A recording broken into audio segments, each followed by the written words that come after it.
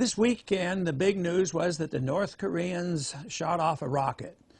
They claimed they were making an attempt to put a satellite in orbit, which they have a right to do under international law. Space is supposed to be open to all those individuals who want to use it. Of course, the West, including our government, or especially our government, reacted almost in a hysterical fashion. They called for an emergency UN meeting, and this meeting of the UN met, and they are trying to decide now what to do about the North Koreans. Here it is. The North Koreans, they have a rocket, not an intercontinental ballistic missile. We don't even know for sure if they have a bomb that they could launch. And we're now wondering, what are we going to do with this country? I mean, they can't even feed themselves. They don't have a Navy. What kind of an Air Force do they have? And yet it just seems like this is an excuse for the West, and in particular, our military-industrial complex, to have another excuse to have a massive buildup. It just seems so unnecessary. Ironically, it seems like the Chinese had the most measured response and say, why don't you just sit back a minute and think about this? And I think that's what we ought to do. The Koreans aren't going to attack us. If they even did have a bomb, even if they made an attempt to do it, I mean, they would be wiped off the face of the earth within minutes.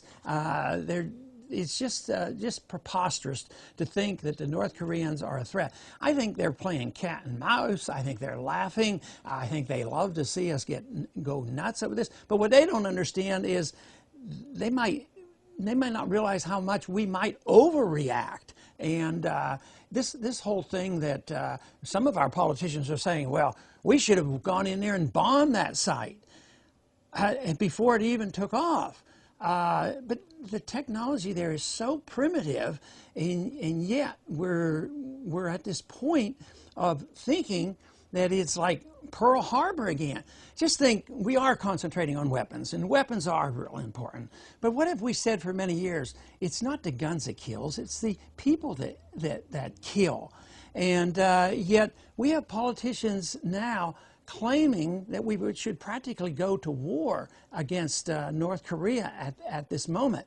Quite frankly, I think if we wouldn't be in South Korea, which I have advocated for years, South Korea and North Korea probably would be unified and they'd be westernized by now.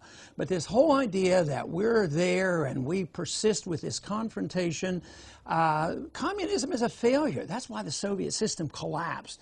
But when you play these games, just like we did with the communists in Cuba, Castro lasted a lot longer because we put sanctions on Castro and gave him cover.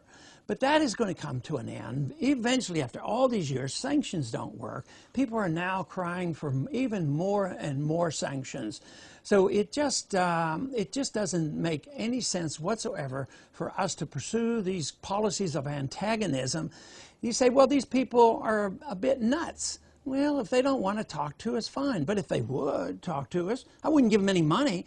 So often when we talk to the North Koreans and we think they're going to do something, we give them money.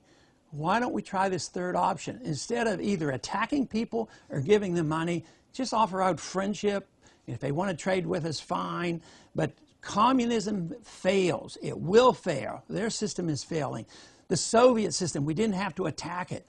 They had thousands and thousands of nuclear weapons, and we didn't have to confront them. And now we're acting hysterically over this whole notion that we have to attack them. Sure, they might be working on a weapon, but just think in the age in which we live. People need to understand and study what fourth-generation warfare is. They need to understand that we were really brought down, and chaos was caused by 19 individuals with box blades. That's what we have to think about. But you have to understand fourth-generation warfare. You have to understand why people want to attack us. You have to understand why we do these things and how fruitless they are. We have to realize that our foreign policy has blowback to it. And that is the biggest threat to us.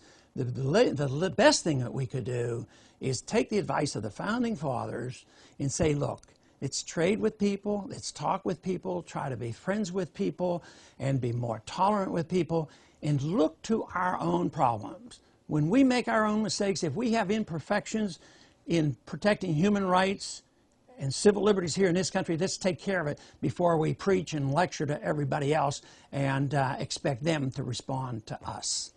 If we do that, I think we could come up with a much better chance of having peace in this world and certainly a lot more prosperity.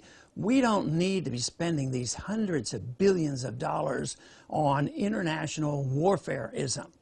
And some people expected our new administration actually cut back. They're increasing this military budget. And if you would have just listened to the comments from our administration today, they were more provocative than anything I've heard in weeks, if not months, about what we must do about this. We ought to just sit back and take a breath and realize that North Korea is not a threat to the United States of America.